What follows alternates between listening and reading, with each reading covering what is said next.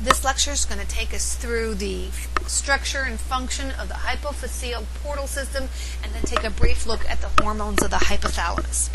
So, starting here, let's first just take a look at what structures we've got here on this slide.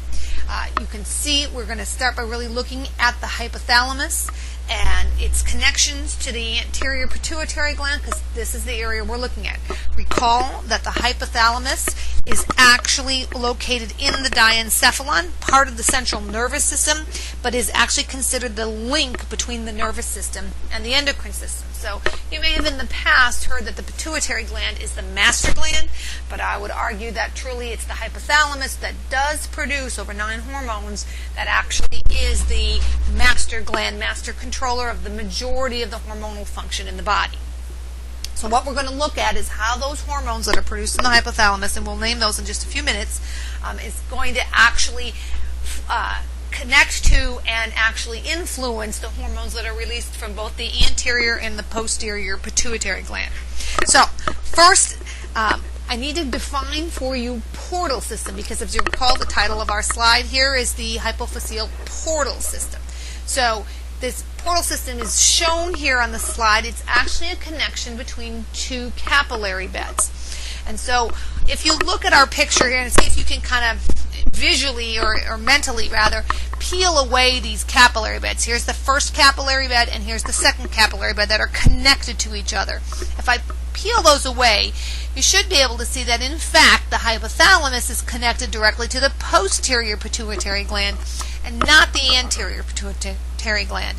In fact, the anterior gland portion of the gland is actually wrapped around the connection, the infundibulum, but does not have a direct tissue connection to the hypothalamus. This is going to be an important point to keep in your mind, because the reason for the portal system is the fact that the hypothalamus and anterior pituitary do not have a direct tissue connection. And so therefore their connection is made through blood vessels. And that's why we refer to it as a portal, or why we're looking and referring to the portal system. Normally in the body, the blood flows out from the heart into large arteries and then into smaller and smaller vessels, eventually to a capillary bed. And in that capillary bed, at the various tissues throughout the body, it will distribute oxygen and nutrients and pick up waste products and carbon dioxide. And then it'll flow into veins that will then come back to the heart, where it will then pass through the right side of the heart and to the lungs, where you can exhale the carbon dioxide. So that in fact normal blood flow, and I use that term a little bit loosely, normal, but the average kind of blood flow you look at in the body is going to be a large artery, smaller and smaller and smaller arteries, to a capillary bed, and then merging back into veins, and then flowing back up towards the heart. So that's normal blood flow. And if you listen to what I said, it's got a single set of capillaries it deals with, so that when you get to the capillary, the blood vessel walls are real thin and things can be distributed and picked up. However, in a portal system, you have 2 capillary beds, and that's what we see here. So if you look at our picture here, here's our superior hypophyseal artery. That's one of the arteries that I was talking about when I said when the blood comes out of the heart, it goes into large arteries, and then they get smaller and smaller and smaller, and one of those large, smaller, but still not a capillary bed artery, would be the superior hypophyseal artery. So that's a connection that has come off the heart, primarily probably the carotid artery, and it then flows into a capillary bed, and you see here in this capillary bed. At this point, this capillary bed has very, very thin walls, single cell in depth, and it can pick up those hormones that have been produced in the hypothalamus, the ones we're going to talk about in just a minute. Those hormones then actually move by simple diffusion into this first capillary bed. And then you'll notice the capillary bed merges into a vein system, and we have hypophyseal portal veins. Those veins then travel down the infundibulum to the anterior pituitary gland that you see here, and you can see it also pictured up here in the smaller insert picture. So it flows into the anterior and surrounds the tissue of the anterior pituitary gland, and then it forms a second capillary bed. In this second capillary bed, what we have happening is the hormones that were produced in the hypothalamus and entered into the capillary bed then come down here, And because there's a lot of them, they just entered in up above by simple diffusion. There was a bunch being made in the hypothalamus and very little in the blood flowing in, so it diffuses in from higher concentration in the hypothalamus to less in the blood. So it diffuses in, it travels down here. Now this blood has a lot of the hypothalamic hormones in it, way more than what's in the anterior pituitary gland. So the hormones diffuse out of that capillary bed and into the anterior pituitary gland to find their target. So the way we get the hormones made in the hypothalamus to the anterior pituitary gland to find their targets there is through the portal system, the hypophyseal portal system. It's a series of 2 capillary beds, and it's the way in which the hormones that were made in the hypothalamus and need to get to the anterior pituitary for their target, that's how they get there. Now, I will just point out, you see another capillary bed in this picture. I didn't mention that because it's not part of the hypophyseal system. It's not a portal system. It's its own, for lack of a better way to describe it, normal portal or normal blood flow system. It has an inferior hypophyseal artery. This artery is, again, a branch coming off from the heart. It forms a capillary bed around the posterior pituitary gland, where it will pick up the hormones that are being stored there in the posterior pituitary gland and then flow through that capillary bed to veins heading back to the heart, and then those hormones will make it into circulation. So there's not a double capillary bed for the posterior pituitary gland. And let me just mention a little bit about this. This lecture is not really to talk too much about the anterior pituitary hormones, but it's worth mentioning here. At the beginning of this lecture, I mentioned that the anterior pituitary wraps around the infundibulum and does not have a direct connection. However, the posterior pituitary gland does have a direct connection. And there are 2 hormones that are made in the hypothalamus that, when secreted, actually travel down neurons along a direct tissue connection to the posterior pituitary gland, where they're stored and secreted. So that in fact, and this is an extremely important point to keep straight, the posterior pituitary gland does not actually synthesize or make any hormones. It is simply a storage structure. The hormones are made in the hypothalamus and then travel down the infundibulum to the posterior pituitary gland, where they're stored, and then they enter into this capillary bed to enter into the bloodstream. So they're secreted from here, but they're not synthesized or formed or made here. Those 2 hormones are ADH, antidiuretic hormone, and oxytocin. And they're the only 2 hormones that we will deal with in this entire course that are made in one place, synthesized in one place, and secreted from a different place. Please, and we'll talk about it in class. You'll have an opportunity to work through it in class. It's on the hormone sheet I give out as well. I typed it on there fully. But I'm reminding you again here, it should not be confusing because there's only 2. ADH, oxytocin. Made in the hypothalamus, travel down the infundibulum through neurosecretory, or through neurons, the axons of neurons. It's called axonal transport. They're in little vesicles. It travels down as the neurons fire, and it enters into the posterior gland.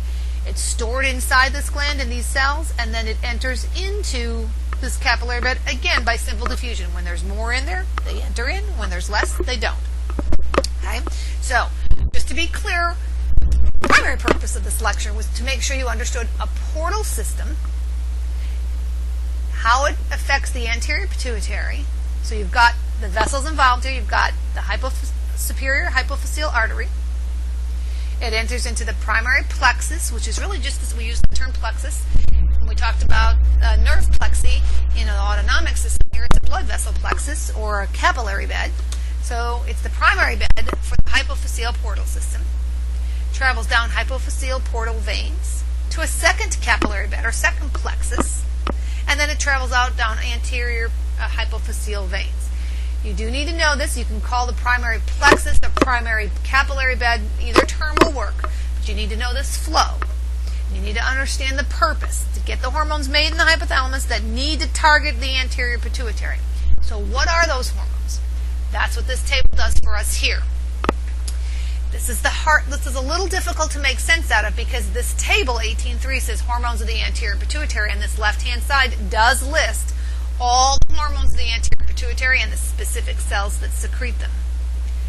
However, the right two columns on this table list your hypothalamic, or the hormones of the hypothalamus.